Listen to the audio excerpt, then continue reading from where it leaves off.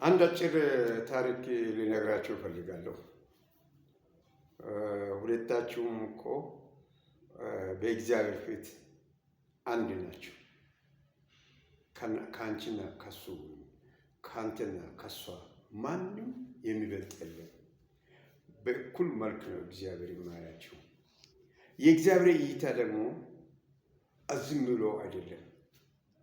ስለፈጠረሽ ስለፈጠረ በእኩል አይን ነው የማያቸው። አንተ ላሰብከውና ለደረሰብህ ነገር ወይም አንቺ ላቀድሽውና ካቀድሽው ውጭ ለደረሰብሽ ነገር ለእግዚአብሔር በጸሎት አቅርበሽ ታውቂያለሽ ወይስ ታውቃለህ? ሁለታችሁንም ነው የሚጠይቀው፣ አንተም እሷም ብትሆኑ። ከእውነት ልብ ምንጊዜም ቢሆን እግዚአብሔር ይሄንን ለእኔ ይፈጽማል፣ ይሄንን ከዚህ ሁኔታ ይሄንን ይረዳኛል፣ ከውስጥ ያወጣኛል ከዚህ ሁኔታ ብለህ በጸሎት እግዚአብሔርን የጠየቅበት ቀን አለ ወይ? አንቺም ብትሆኚ አዘውትረሽ እግዚአብሔርን በጸሎት ጠይቀሽ ታውቂያለሽ? የሁላችን ድክመት እዚህ ላይ ነው። አንድ ነገር ልንገራችሁ፣ ሁለታችሁ እውነተኛ የሆነ ታሪክ ብዬ እንዳልወስደው ከተለያዩ ሚዲያዎች ከተለያዩ መረጃዎች ነው ያገኘሁት። አሳምኖኛል ደግሞ ነገሩ ያገኘሁትን ቢሆን እና በሆነ ሀገር ላይ አንድ ሴትዮ ነበሩ፣ አንድ ልጅ ያላቸው። እኚህ ሴትዮ ልጃቸው በጣም መጥፎ በሽታ ካንሰር በሚባል ተይዛ ሴት ነች ልጅቱ፣ ተይዛ ትሰቃያለች። የእናት አንጀት የምታውቁት ነው። እናት ምን ያክል ለልጇ እንደምታስብ ምን ያክል እንደምትጨነቅ እየተጨነቀች ከሐኪም ቤት ወደ ሐኪም ቤት ይዞራ ለማሳከም እየሞከረች ብዙ ዓመት ቆየች። ምንም አልተሻለላትም። እንግዲህ ሐኪሞችን ብዙ ጊዜ ማዘውትሯንና መጨነቋን ያዩ ምንም ልረዳሽ አንችልም፣ ይሄ በሽታ መድኃኒት የለውም፣ ህመሟን ለማስታገስ ብዙ ጊዜ ሞክረናል፣ ስለዚህ ከአቅማችን በላይ ስለሆነ ከእንዲህ ያለ ቦታ ላይ አዲስ ዜና ሰምተናል። እኛም ባለሙያዎች ይህንን ዜና ስንሰማ በጣም ነው ደስ ያለን። ከቻልሽ እዛ ድረሽ ልጅቱን ያንቺን ልጅ ይዘሽ ሄደሽ ለማሳከም ሞክሪ ያሏት። እንግዲህ ከሰው አቅም በላይ የሆነው እኔ ከአቅሜ በላይ ሆኖ ወደ እናንተ አምጥቻታለሁ፣ ተመላልሻለሁ፣ ደክሜያለሁ፣ ገንዘብን ሁሉ ጨርሻለሁ እና ከዚህ በኋላ ደግሞ ሌላ ቦታ ላይ እሷን ይዤ ሄጄ ለማሳከም ገንዘብ የለኝም፣ የሚሰጠኝም የለም፣ ሰርቼም የማገኘው ከእሷ ህይወት ለሕክምና ከምከፍለው ውጭ ሌላ የለኝም። እንግዲህ ሕክምናውንም የሚሰጠው አምላክ እኔ የማምነው አምላክ፣ ወደ እሱ ልጄን አቀርባለሁ፣ እሱ ይፈውሳታል። በቤቴ ተቀምጬ በሰዓት 3 ጊዜ ተንበርክኬ ልጄ ፊት ወድቄ ወደ እግዚአብሔር ፊት እለምናለሁ፣ ወደ እግዚአብሔር ጸሎት አቀርባለሁ ብላ ወስና ቤቷ ተቀመጠች። ይህንን ብሎ እንደዚህ ወስና ቤቷ ተቀምጣ ጠዋት፣ ቀን፣ ማታ የጸሎት ፕሮግራም አድርጋ ልጅቷ በተኛችበትና በደከመችበት ቦታ ላይ እየሄደች ክፍሏ እየገባች ተንበርክካ ወደ እግዚአብሔር ትጸልያለች። በዛ መካከል ላይ ይህንን በሀገሪቱ ውስጥ ለዚህ በሽታ መድኃኒት የሚሆን ያገኘ አንድ ዶክተር፣ አንድ ፈላስፋ፣ የሕክምና ባለሙያ የካንሰር በሽታ መድኃኒት ተገኝቷል እና አግኝቻለሁ ብሎ ለሚመለከተው ጤናን በሚመለከተው ሚኒስትር በአገሪቱ ስላለው ያቀርባል፣ ያስጠናል። ቢያንስ ያስጠና እሱ ባቀረበው መረጃ መሰረት አጥንቶ ትክክል መሆኑን ያረጋግጡና መጀመሪያ ወደዚህ ዓላማ ላይ አንተን ወደዚህ ዓላማ ላይ መድኃኒቱን እንድትፈልግ የገፋፋ ታሪክ ሁሉ ምንድን ነው ብሎ ጠይቀው ብዙ ሰዎች ተጨንቆ ነው ያሉት። በበሽታው የሚታመሙ ሳይሆኑ በበሽታው ከሚታመሙት በላይ በበሽታ ለታመሙት የሚጨነቁ ሰዎች አእምሮ ወደ እኛ እየመጣ በሚጠይቅበት ጊዜ በሚያስቸግርን ጊዜ ለዚህ ለምን እኔ በዚህ ሁኔታ ላይ አልሞክርም፣ ለምን ጥናት አላካሄድም ጀምሬ ነው ብሎ ስለተናገረ ይህንን ሰውዬ ለመሸለም የዛ ድርጅት የዛ አሁን ሸላሚው ድርጅት የጠየቀው ማብራሪያውን ነው ስነ ልቦና ሌላውንም በሙሉ ያጠናው ክፍል ሊሸልመው ይጠራል። እሱ ካለበት ቦታ ሸላሞች ያሉበት ቦታ ድርጅት ያለበት በጣም ሩቅ ነው እና ይህ ሰው ቀጠሮ ተሰጠውና በዚህ ቀን በዚህ ሰዓት እንድትደርስ ተብሎ መልእክት ይደርሰዋል፣ ጥሪ ይደርሰዋል። እሺ ብሎ ካለበት አገር ማለት አንድ አገር ውስጥ ነው። በአይሮፕላን ወደ 3 ሰዓት 4 ሰዓት የሚያስኬድ ቦታ ልዩነት ላይ ነው ያለው። ካለበት ከተማ ወደ ሚሄድበት ከተማ ለመድረስ 2 አይሮፕላን ነው። ከአንዱ ወርዶ ወደ ሌላው ተሳፍሮ ነው የሚሄደውና ከዛ ከቦታው ካለበት ከተማ ተነስቶ ወደ ሚሄድበት አቅጣጫ የሚወስደው አይሮፕላን ለማግኘት ወደ አንዱ አይሮፕላን ማረፊያ ይደርሳል። የዛን ሰዓት አካባቢው ላይ ከፍተኛ ዝናብ፣ በረዶ፣ ውሽንፍር የተለያየ ነገር እያስቸገረ አይሮፕላኑ ያርፍና እሱ ወደሚቀጥለው አይሮፕላን ሰዓት ደርሶ ለመብረር አንድ ቦታ ላይ ተጠልሎ እዛው አካባቢ እየተጠባበቀ እያለ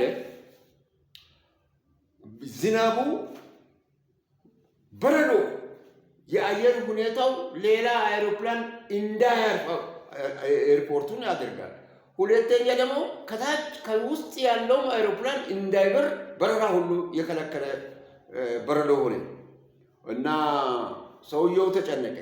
ወደ ሽልማቱ ቦታ ለመድረስ የሚወስደው አይሮፕላን ካለመውጣቱ የተነሳ የኤርፖርቱን ሰራተኞች እየጨቀጨቀ ምንድነው እኔ እኮ ሰዓት የደረሰ ወደ መሄድበት ለማሄድ ሰዓት አለፈብኝ እንዴት ይሻላል ምናምን ብሎ ሲጨነቅ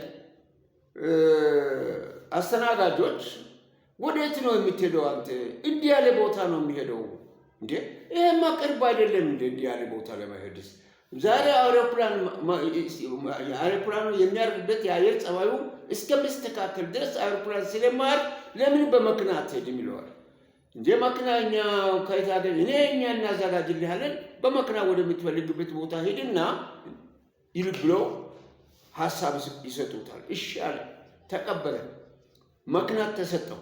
መኪናውን ይዞ ወደሚሄድበት አቅጣጫ ወደሚሄድበት ወደ ሽልማቱ የሚሰጥበት ከተማ ለመድረስ እየበረረ በበረዶ፣ በውሽንፍር፣ በጭጋግ በጣም እየተጨነቀ እየበረረ እያሰበ እየሄደ ወደሚሄድበት ከተማ የሚታጠመው መንገድ ይስትና ቀጥታውን መስመሩ የሚሄድበትን አቅጣጫ ስቶ አልፎ ይሄዳል። ብዙ ከተጓዘ በኋላ ሀሳቡ ወደ አእምሮ ተመልሶ እንደ ይሄን ያክል ጊዜ ሰዓት የሚፈጅ አይደለም የተነገረው ነገርና አሁን ምን ይሻላል ብሎ እሱ እየተጨነቀ እየነዳ ሲሄድ አንድ መንገድ ዳር ላይ የነበረች ቤት ጎጆ ሰው የሚኖርበት ያገኝና እንደምንም አድርጎ መኪናውን በረዶ ትንሽ ክፍተት ያለበት ቦታ ላይ መኪናውን ያቁምና ወርዶ እየሮጠ እዛችኛው ቤት በራፍ ላይ በረንዳ ላይ ወጥቶ በሩን ያንኳኳል። አሁን ቤት ውስጥ ያለ ሰው በዚህ በረዶ፣ በዚህ ዝናብ፣ በዚህ ውሽንፍር፣ በዚህ ችግር ምን መጣብን፣ እኛ ላይ ምን ጉድ ነው የመጣብን ብለው እየተጨነቀች ብቻዋን የምትኖር ሴት ተጨንቃ በመስኮት ስታይ ወንድ ነው። ምን ልርዳ፣ ምን ተቸገርክ ብላ ስትጠይቅ እንደዚህ ያለ ቦታ እየሄድኩ ነበረ፣ መንገድ ስቼ እዚህ ድረስ ደረስኩ፣ የት ጋር እንደሳትኩም አላውቅም አለች አለ እሱ። እኔ ምንድነው አለችው እሷ፣ ወይ ወንድሜ በጣም አዝናለሁ። በጣም ብዙ ርቄ መጥተሃል እኮ መንገዱን ስቴ ብዙ ርቄ መጥተሃል። አሁን ከዚህ ደግሞ ተመልሰው ወደኋላ እዛ ካልደረስ ሌላ አቅጣጫ ላይ ሄደ ወደኋላ ተመልሰ ሄደ ያን አቅጣጫ ካላገኘ በስተቀር አሁን በጣም ርቄ መጥተሃልና እንደገና ወደኋላ ለመመለስ ደክመሃል። ሻይ ላፍላልህና አንድ ብርጭቆ ሻይ ጠጥተህ ትንሽ አእምሮህን አረጋግተህ ተመልሰህ እዛ መሄድ ትችላለህ። ስልክም ከሰዎች ጋር ተገናኝ፣ መንገድ ላይ እየመጣህ ነኝ እያልክ ሻይ ላፍላልህና ሻይዋን ጠጥተህ ውጣ ትሉና በር ትከፍታለች። እሺ ብሎ ገባ። ሻይ አፈላች። ወንበር ላይ ቁጭ በል ብላ አስቀምጣ ሻይ አፈላችና የሚበላም ኬክ ምናምን አቀረበችለትና ጸሎት አድርጋ አብሮ ስለሱ ጸልያ መብላት እሱ ሲጀምር በል እንግዲህ አንተ ብላ፣ እኔ አንድ ልጅ በጣም በሽተኛ የምትታመም ክፍሏ ውስጥ ስላለች ሰዓቱ ደረሰ፣ የሚጸልይበት ሰዓት ደረሰ። ወደ እግዚአብሔር እየጮህኩ እያለቀስኩ ለእግዚአብሔር እየተናገርኩ ነኝ ያለሁትና ከፈለግ ና ከኛ ጋር ጸልይ፣ ከኔ ጋር ጸልይ ለልጄ፣ ካልፈለግም ሻይን ጠጥተህ ጨርስ ብላ ወደ ልጅቱ ክፍል ትገባና መጸለይ ስትጀምር ይህ ሰው ተጨንቆ ተጠቦ ምንድነው እቺ ሴት እንዲህ የሆነችው? ምን አይነት በሽታ የምትታመም ልጅ ነው? ለሷ ለምትታመም ልጅ ነው ልትጸልይ የገባችው ብሎ የራሱን ሻይ የሚጠጣትን ብርጭቆ ሻይ እንደጨረሰ ከእኩሉ ሳይበላ ወደ እሷ የምትጸልይበት ክፍል ይገባል። ሲገባ ልጅቷ ታማ የነበረችው ህመም ካንሰር በሽተኛ መሆኗን እናት ትነግራለች። ያን የሰማው ሰው ይህን እኮ እንደዚህ እንዲህ ብሎኝ ጤና ባለሙያዎች ለማሳከም ይዣት ስሎት ገንዘቤን ጨርሼ ከአሁን በኋላ እሷን መርዳት አንችልም። ዝም ብለሽ ገንዘብሽን አትጨርሽ። ይሄ መድኃኒት የሌለ በሽታ ስለሆነ እኛ ልንረዳሽ አንችልም። ምናልባት አሁን ጤና ዶክተር አንድ ሰው ለዚህ መድኃኒት አግኝቷል እንዲህ ያለ አገር መድኃኒት ያገኘ ሰው አለ፣ ወደሱ ይዘሻት ከሄድሽ ምናልባት ልትረጂ ትችያለሽ ብሎኝ ምክር ሰጥቶኝ እኔ ለእግዚአብሔር ነው ማለት ነው። እግዚአብሔርን ጸልያለሁ፣ እግዚአብሔርን የሚሰጠኝን መድኃኒት አገኛለሁ። እግዚአብሔር ከፈወሳት ይፈውሳት ብዬ ማይጫ አቅም ስለሌለኝ በዚህ ጸሎት እየተጋው ከሷ ጋር እኖራለሁ አለ። ይህ ሰው ታዲያ ምን አለ ዶክተሩ? የተነገረውም ሰው እኔ ነኝ። በሞዬ ሊሸልሙኝ ባገኘሁት ሁኔታ ሊሸልሙኝ ነበረ። ከአገሬ ተነስቼ እንዲያለ ኤርፖርት ላይ ደርሼ ከከተማው ተነስቼ እንዲያለ ኤርፖርት ላይ አርፌ ጊዜው ውሽንፍሩና በረዶ ሌላ እኔ ሊሄድበት የሚጠብቀው አውሮፕላን ሊያሳፍር ማረፍ ስላልቻለ እኔ ተመልሼ በመኪና እየመጣሁ ነበረ። በመኪና ትደርሳለህ ብሉኝ መኪና ይዤ እየመጣሁ የሚሄድበትን አቅጣጫ ስቼ ነው እዚህ አንቺ በራፍ ላይ የደረስኩት። እኔ ነኝ መድኃኒቱንም ያገኘሁት። ለመድኃኒቱ ፈውስ መድኃኒቱ ያድናታል። በእርግጥም የምትጸልየው እግዚአብሔር እኔን ስቦ ወደ አንቺ ቤት አምጥቷል። ወደ አንቺ ቤት ያላቀድኩበት ያላሰብኩበት ፕሮግራም በሌለኝ ቦታ ላይ ያንቺ ጸሎት ሰምቶ እግዚአብሔር እኔን ጎትቶ ወደ አንቺ ቤት አምጥቷል እና ልጅሽም እንግዲህ በእግዚአብሔር ፈቃድ ከሆነ ያመጣው አምላክ ለልጅቱ መድኃኒት እንዲሆንላት የሚሰጣት መድኃኒት በመድኃኒቱ እንድትድን እግዚአብሔርን አመስግኝ፣ ጸልይ፣ እኔም ልጅቱንም አንቺንም ይዤ እሄዳለሁ ብሎ ወደሚሄድበት አቅጣጫ ልጅቱንም እሷንም ጭኖ ወደሚሸልሙበት ቦታ ድርጅቱ በሚሸልምበት ድርጅት ቦታ ላይ ሰዓት ካለፈ በኋላ ደረሰ። እዛው እንደደረሰ ወዲያውኑ ይሄን ታሪክ ለሸላሚው ድርጅት ሲያቀርብ ሸላሚው ድርጅት መድኃኒቱን ለልጅቱ በነፃ ለሷም ትራንስፖርት የምትኖሪ የሆነችውን የለፋችውን ልፋት ሁሉ በሚረዳ መልክ ለሷ ተሰጣትና መልሶ እሷን በአይሮፕላን አሳፍረው ቤቷ በራፍ ድረስ አመጡ። ልጇም ዳነች። ይሄን ሰምቼ ይሄን ከሰማሁ በኋላ በእውነት እግዚአብሔር ያለ ማሰልቸት እግዚአብሔርን የሚጠይቅ ሰው፣ ከእግዚአብሔር ጋር የሚገናኝ ሰው፣ ከእግዚአብሔር ጋር በጸሎት የሚበረታ ሰው ጸሎቱም ደግሞ ለምን እንደሚጸልይ ማወቅ ያስፈልጋል። የምትጸልየው ለምንድን ነው የምትጸልየው? እግዚአብሔር በብዙ መልክ ነው ጸሎት የሚሰማው። አሁን አንተ የምትጸልየው ለምንድን ነው? መጀመሪያ የምትጸልየው ጸሎት ወደ እግዚአብሔር በቀጥታ መድረስ ችግርህና ልፋትህን የደረሰብህና ያለህበት ጭንቅን ለአምላክ ስታቀርብ አምላክ በሌላ በኩል ልክ መጥቶ የቤትሽ በራፍ ላይ አንኳኩቶ እግዚአብሔር አይመጣም፣ ከአንቺ ጋር ነው ያለው። ልጅቷ ስትታመም ከልጅቷ ጋር አለ። አንቺም ስትለፊ ከአንቺ ጋር አለ። በአጠገብሽ ነው ያለው። ፈውሱን የምትድንበትን ምክንያት በሰው አድርጎ አምጥቶ ልጅቷ እንድትድን አደረጋት የሚለውን ዜና ሰምቼ ነው። እጅግ ነው እኔ በእውነት ነገሩን እንደ ልብ ወለድ አድርጌም መውሰድ ይሄ ልብ ወለድ ቢሆን በእግዚአብሔር መንገድ ላይ ያለ ነገር ነው። እግዚአብሔር የሚሰራው ስራ ነው። ልብ ወለድ የእግዚአብሔርን ስራ ማለት አልችልም።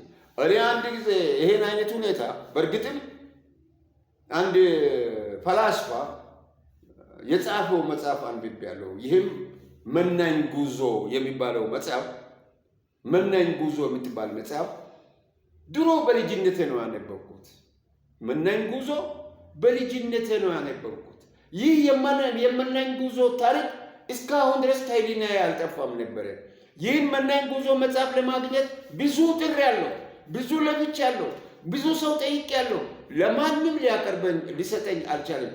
ግን ድንገት ካልተጠበቀ ቦታ ላይ መናኝ ጉዞ መጽሐፏን ሳገኝ እውነቴን ነው ዳግም እንደተወለድኩ አድርጌ ነው የተደሰትኩት። ለምን ቢባል በጣም ውስብስብ ከእግዚአብሔር ጋር መገናኘት የምችልበትን መንገድ እግዚአብሔር እንዴት ሊረዳ እንደሚችል አድርጎ በትክክል ስዕላዊ መግለጫውን አስቀምጦ የተጻፈ መጽሐፍ ነው። መናኝ ጉዞ በጀርባው ላይ የተሸከመው ሸክም በጣም ከባድ አጉብጦት ሲሄድ የነበረው ችግር በሙሉ መጽሐፏ ውስጥ አለ። ይህንን መጽሐፍ ካነበብኩ በኋላ ይህን ደግሞ ሲሰማ እውነት ነው ይሄ ነገር ብዬ አምኛለሁ። ለእናንተም ዛሬ ይዤላችሁ የቀረብኩት ይቺ ታሪክ አጽናኝ ታሪክ ነች፣ አበረታች ታሪክ ነች። በወደ መንፈሳዊ ሕይወት ውስጥ ላለ ሰው መዳን የሚችልበትን ከእግዚአብሔር ጋር መገናኘት መሆኑን የሚያሳይ ነው። እርግጥ በዚህ ላይ ደግሞ አንድ ነገር ሳላክል የማልፈው ነገር አለ። እግዚአብሔር ለተፈጠረ ፍጡር ለሰው ሁሉ አንድ አምላክ ነው። አምላክን በአንድ አመለካከት አምላክን ማመንና አምላክን ማምለክ ልዩነት አለው። ካላመንክ የምትለምነውን ለማግኘት እንዴት ይችላል? ያላመንከውን እንዴት አድርገህ እግዚአብሔር አንተ በልብህ ሌላ ሀሳብ የተለያየ ከረጢት ሰፍተህ አስቀምጠህ በአንዷ ከረጢት ውስጥ ብቻ ከችግር ለመውጣት የምትለምን ከሆነ መጀመሪያ አላመንክም። የምትለምነውንም ይሰጠኛል ይረዳኛል ብለህ ያመንክበት ሁኔታ ስላልሆነ መጀመሪያ ከመጸለይ በፊት በእግዚአብሔር እመን። በእግዚአብሔር አብ፣ በእግዚአብሔር ወልድ፣ በእግዚአብሔር መንፈስ ቅዱስ እመን። አንድ አምላክ ለመሆኑ መድኃኒታችን ጌታችን ኢየሱስ ክርስቶስ መወለዱን እመን። ለአንተ በመስቀል ላይ መሰቀሉን ደሙን አፍስሶ ማዳንህን እመን። ከዛ በኋላ ኢዳው ጋብስ ነው። የዛን ሰዓት የእግዚአብሔር መንፈስ በውስጥ ያለው ይመርሃል።